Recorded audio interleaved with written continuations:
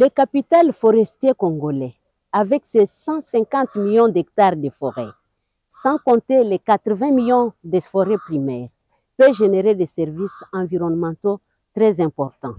Et cela a été démontré par ERA+ Congo, un projet implanté dans les Mai-Ndombe, à Inongo, qui fait des exploits en faisant bénéficier justement aux communautés locales des services environnementaux visités dernièrement par la ministre d'État, ministre d'Environnement et Développement durable, Eva Bazaïba Massoudi, qui a fait sa première descente dans cette partie du pays où elle a justement visité les hôpitaux, les écoles construits grâce au crédit carbone généré par ce projet qui est ERA+ Congo. Bienvenue à SOS Environnement, votre émission qui incite la population à adopter un comportement favorable au maintien de l'environnement en forme.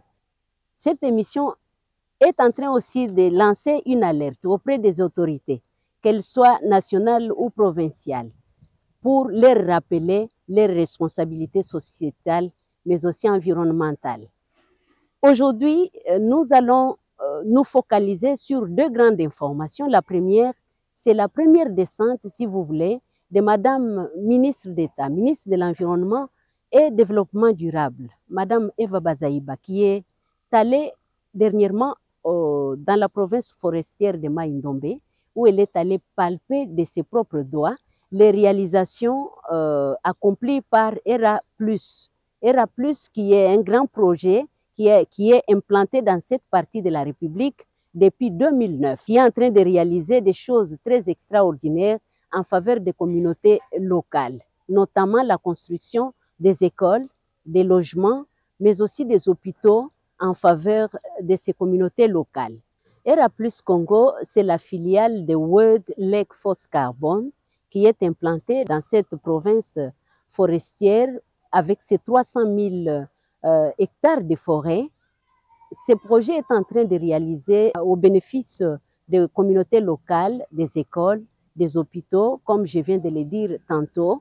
Et Madame ministre d'État, ministre de l'Environnement et Développement durable, Madame Eva Bazaïba Massoudi, a effectué sa première visite dans cette partie du pays pour aller voir de ses propres yeux beaucoup de tonnes de carbone vendues par ERA+ Congo en faveur des communautés locales. Donc, le capital forestier congolais, comme je l'ai dit dès l'entame de cette émission, avec ses 55 millions d'hectares de forêts, dont 80 des forêts vierges bien sûr, peut constituer un levier économique très important pour ces pays. Sur place, Madame Eva Bazaïba Massoudi, la ministre de l'Environnement et Développement durable, a pu visiter ces écoles, a pu procéder à l'ouverture, si vous voulez, la coupure de ruban pour des hôpitaux, des écoles construites dans le cadre de ces projets.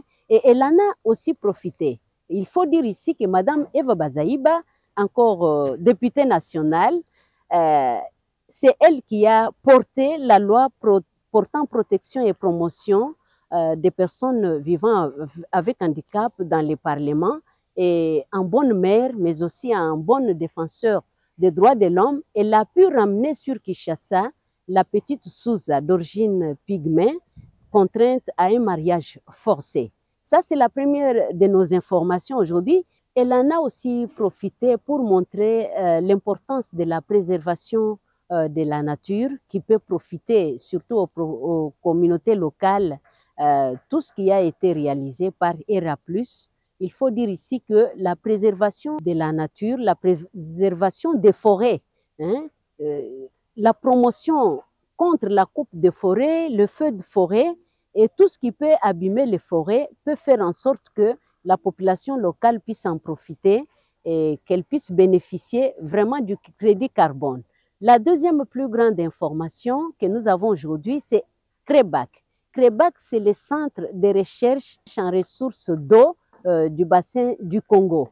Ce grand centre est situé à l'université de Kinshasa, qui a mis aux prises il y a peu journalistes, chercheurs et encadreurs pédagogiques pour leur transmettre les produits de leurs recherches pour que ceux-là aussi, c'est-à-dire les journalistes, les encadreurs pédagogiques, mais aussi les chercheurs, puissent les restituer au public dans les termes simples, dans les termes appropriés sur le rôle irremplaçable que joue l'océan.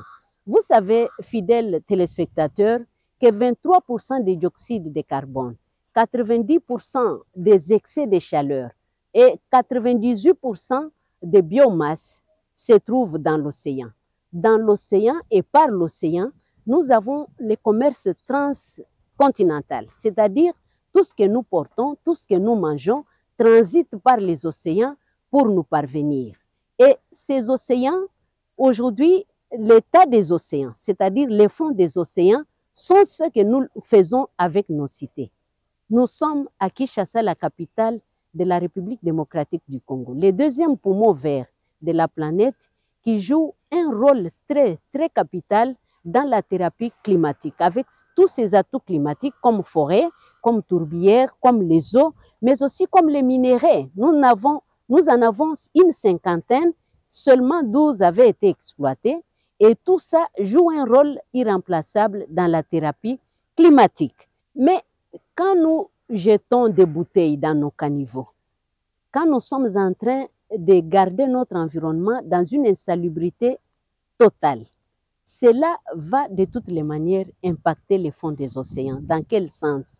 Quand vous laissez les caniveaux qui ne sont pas curés, une petite canalisation qui est bien curée peut amener l'eau jusque dans le fleuve. Et le fleuve va aussi jeter cette eau dans l'océan.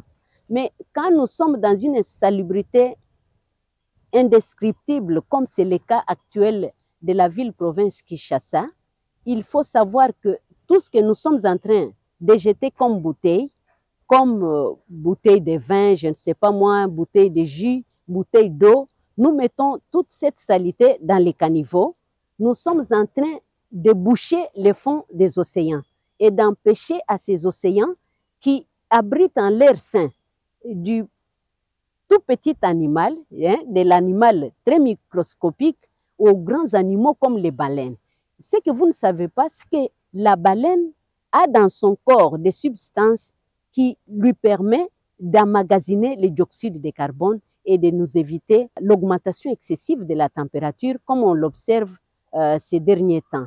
Donc, la préservation de la nature aussi, c'est l'insalubrité qu'on doit combattre à tout prix. Kinshasa devrait être très bien assaini, très, très bien assaini. Aujourd'hui, nous sommes au mois d'août, nous sommes en train d'approcher le mois de septembre. Et vous savez qu'avec la fin de la saison sèche, nous entamons la saison de pluie.